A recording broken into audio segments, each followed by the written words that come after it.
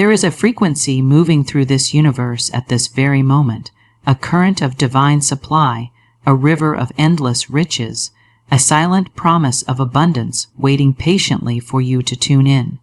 This frequency does not belong to a chosen few, nor is it reserved for the lucky or the privileged. It belongs to those who are willing to believe, willing to speak, willing to expect. You do not live in a world of scarcity. You live in a world of misalignment. Your life reflects not what you want, but what you are tuned to.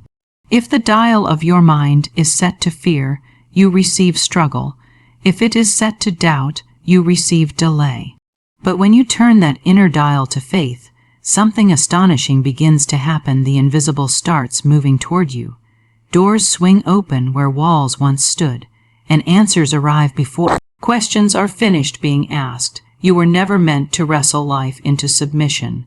You were meant to command it through consciousness. Every word you speak is a seed, and not one falls to the ground unnoticed. When you declare lack, you plant limitation. When you proclaim abundance, you sow destiny. Words are not decorations, they are directions.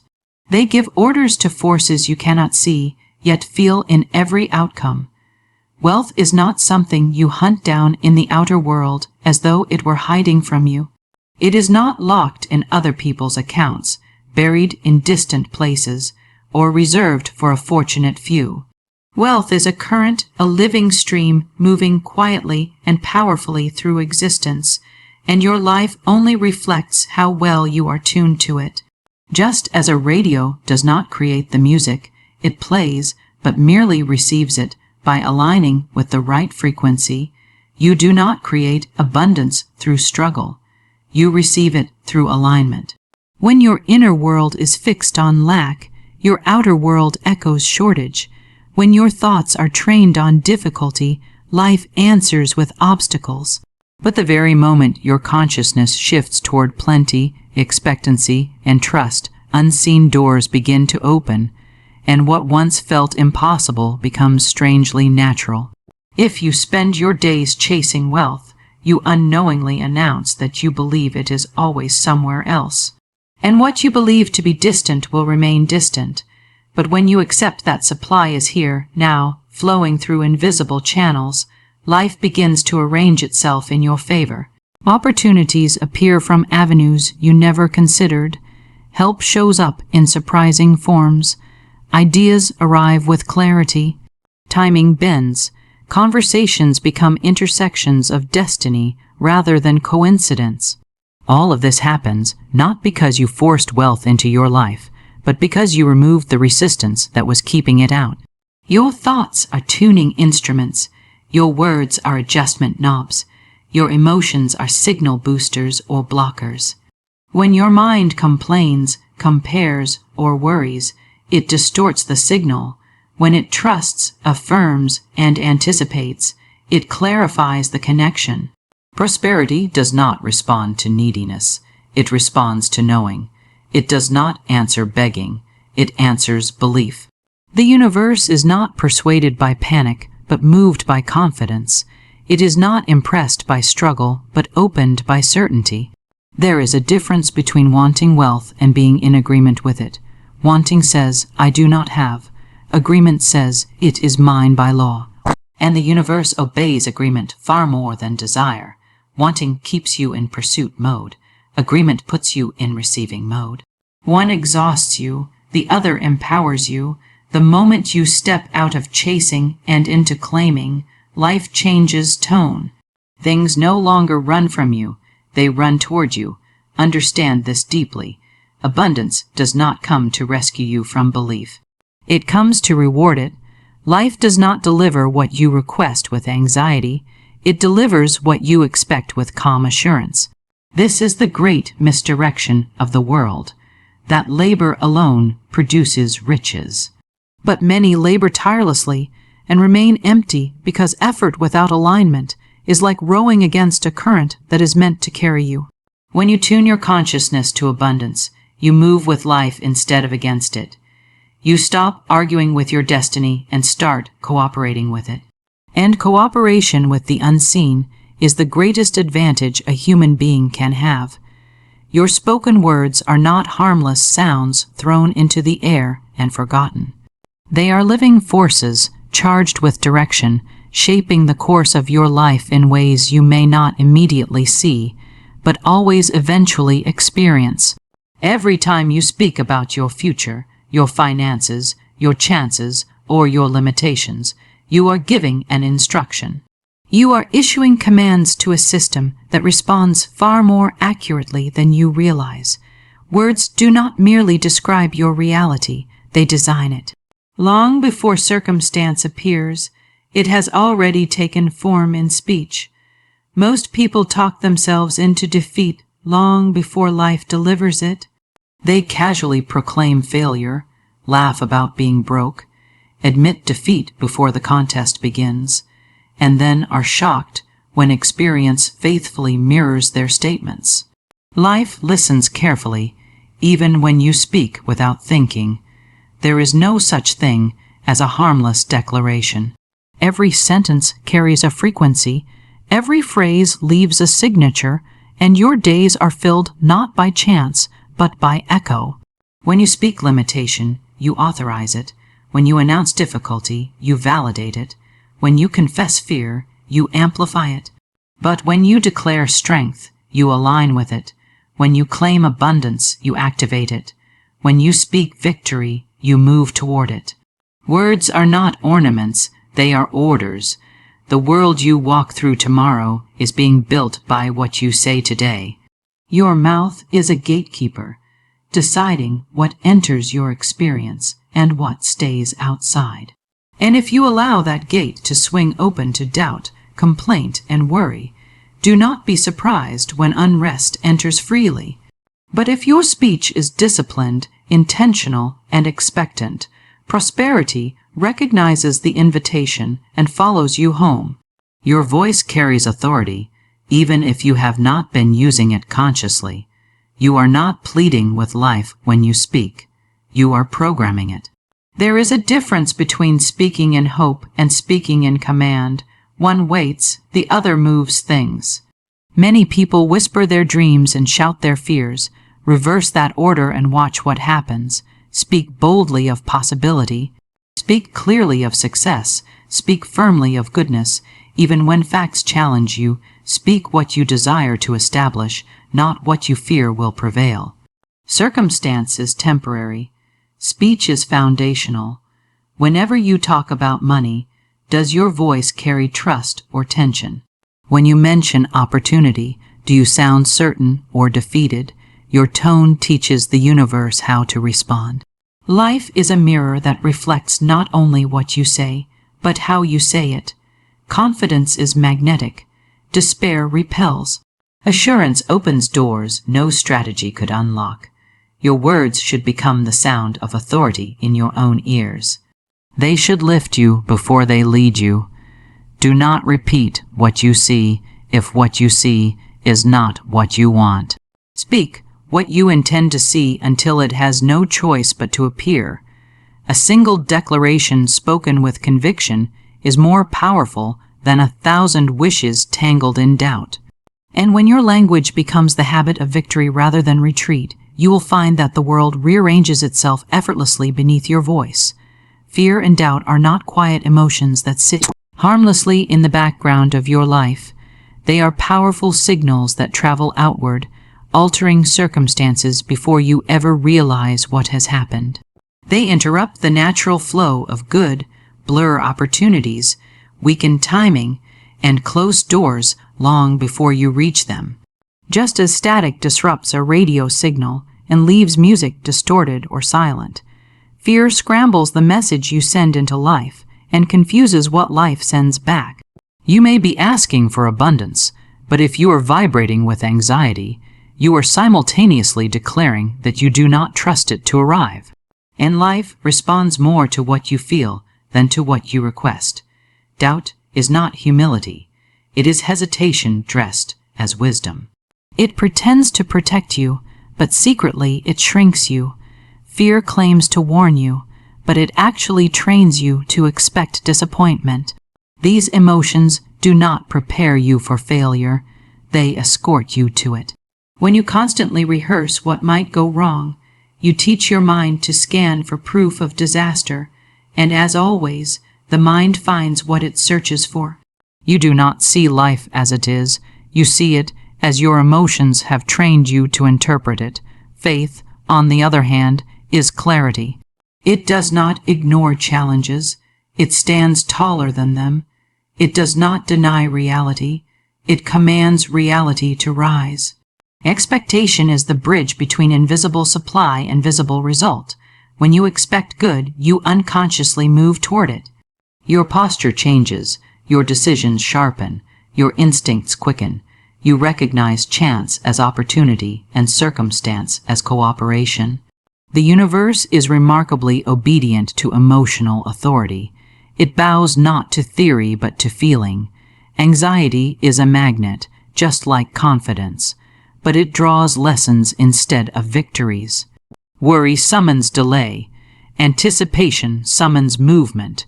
Your emotional core is constantly teaching life how to treat you. If you expect rejection, life practices rejecting you. If you expect delay, time stretches.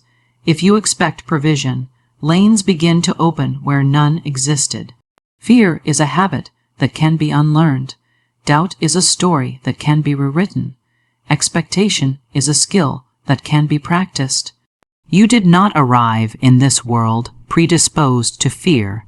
You learned it through experience, which means it can be replaced through intention. Faith is not a personality trait. It is a discipline. It is trained confidence. It is emotional posture. When you refuse to fear, something extraordinary happens. You release pressure. You release strain. You release resistance, and when resistance dissolves, flow begins. Life moves toward you easily when you are not braced against it emotionally. You allow coincidence to work on your behalf. You permit timing to serve you. You invite opportunity without chasing it. Where fear anticipates collapse, faith anticipates construction. Where doubt waits for disappointment, trust waits for confirmation. You are always waiting for something. Choose wisely what you wait for. What you emotionally expect does not remain invisible forever. It eventually puts on form and walks into your experience as fact. The courage to expect good is not recklessness. It is alignment. And alignment is the door through which abundance enters quietly, confidently, and without resistance. Gratitude is not a courtesy reserved for polite situations. It is an invisible force with tangible results. It moves what cannot be touched and rearranges what seems unchangeable. When you give thanks, you are not commenting on your life as it appears. You are commanding your life as it is becoming. Gratitude does not follow abundance. It creates the conditions for abundance to appear. Most people wait for proof before they offer appreciation, but the universe reverses that order. It gives proof only after gratitude has been practiced in advance. Appreciation is a declaration of faith. It is a wordless announcement that you expect good to continue. When you are thankful, you quietly confess that life is working for you, even if you cannot yet see how. And life responds by accelerating evidence to support that claim. Gratitude changes your vantage point. It lifts you out of complaint and places you into vision. It clears emotional clutter and sharpens awareness. You begin to notice opportunities you once overlooked and recognize solutions you once ignored. Thankfulness turns ordinary moments into signals of blessing and routine events into doorways of increase. People who live in gratitude are not naive. They are powerful. They have understood that satisfaction is not a dead end but a multiplier. When you value what you have, you open space for more to enter. When you honor what is present, you invite what is pending. Appreciation is like preparing a seat for abundance before it arrives. You would never expect a guest to enter a house that has not been made ready. Gratitude is the preparation of the inner house. Complain, and life slows its generosity. Appreciate, and life quickens its response.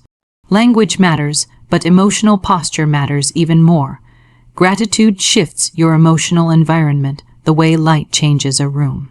It softens what was tight and brightens what was dull. Circumstances may not instantly transform, but your power within them does. And power precedes change. A thankful heart does not ignore challenges. It simply refuses to give them authority. Gratitude does not deny difficulty.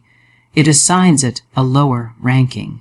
You are acknowledging that despite unfinished business, there is already enough beauty, provision, and favor present to warrant celebration. And that acknowledgement becomes an invitation for even more to arrive. When appreciation becomes habit, life begins to compete for your awareness. Good becomes more noticeable than trouble. Possibility stands out more than limitation. What you thank grows. What you criticize shrinks. Attention is nourishment, and gratitude feeds prosperity like water feeds seed. The moment you give thanks before evidence appears, you enter a new partnership with the unseen. You prove you understand the law, that what you honor returns multiplied, and what you expect with joy must come seeking you. Gratitude makes memory of miracles and expectation of more lives side by side. It anchors joy in the present while stretching hope into the future. It is impossible to remain in despair when you are sincerely grateful. One emotion cancels the other. You cannot rehearse blessings and fear at the same time. One will always surrender. Gratitude steadies the heart and trains the mind to look for consistency in goodness rather than coincidence. And slowly, life begins to resemble your expectation. Gratitude is not a small emotion meant only for moments when life goes well. It is a commanding force that rearranges how life goes at all. It is not a response to luck, but a declaration of trust. When you express genuine appreciation, you are making an announcement to the unseen that you understand one of the greatest laws of increase. What is honored is multiplied. Gratitude does not wait for proof. It creates proof. It does not react to circumstances. It rearranges them from the inside out. The mind that gives thanks lives in expectation. It quietly prepares for good long before it arrives. And life, finding the doorway open, walks in unannounced with gifts in both hands. Most people believe gratitude should follow success, but the order is reversed. Gratitude precedes it. Appreciation is not an afterthought. It is the invitation.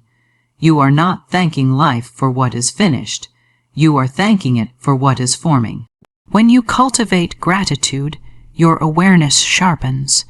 You begin to see value where you once saw inconvenience, openings where you once saw endings, answers where you once saw confusion. Gratitude retrains your vision. It is like cleaning a window that had grown dull over time. Suddenly, what was always present becomes visible. Possibilities that were once invisible begin to stand out, quietly waiting to be chosen. Grateful people are not blind to difficulty. They are simply loyal to hope. They refuse to crown problems as kings. Instead, they enthrone promise. A thankful heart understands that challenges are temporary, but principles are permanent. It does not deny discomfort, but it denies fear the right to rule. In gratitude, the heavy becomes lighter. The impossible becomes flexible. What once felt overwhelming begins to soften its grip. Appreciation changes the emotional climate of your life. And as surely as weather changes the earth, emotion changes experience. Gratitude warms what was cold, pacifies what was tense, and brings light into places that had grown shadowed. You breathe differently when you are thankful. You think differently. You act differently. And because you move differently, life responds differently. Where appreciation lives, entitlement cannot survive. Gratitude removes arrogance and replaces it with alignment. It restores humility without diminishing confidence. It teaches you to welcome rather than demand, and strangely, what you welcome tends to arrive more quickly than what you chase. Life likes to be invited, not interrogated. Gratitude is the soft power that produces hard results. And now, understand this with absolute clarity. You were never designed to struggle your way into abundance. You were created to align with it. The moment you change what you expect, you change what you experience. The instant you shift your thoughts, your voice, your feelings, and your gratitude into harmony with prosperity, life has no option but to respond in kind. Do not leave here believing tomorrow will decide your fortune. You decide it now. With every word you choose, every thought you entertain, every emotion you allow to take root. You are always broadcasting. Make sure you are transmitting confidence, faith, and expectation. Tune your inner world to wealth, and the outer world must follow. Refuse to return to small thinking. Refuse to rehearse limitation. Refuse to speak doubt into existence. You are not waiting on abundance. Abundance is waiting on your agreement. Step forward knowing that what you claim in consciousness appears in experience. Walk as though supply is certain, guidance is constant, and success is inevitable. Because once you learn to live on the wealth frequency, prosperity is no longer something you seek. It becomes the atmosphere you live in.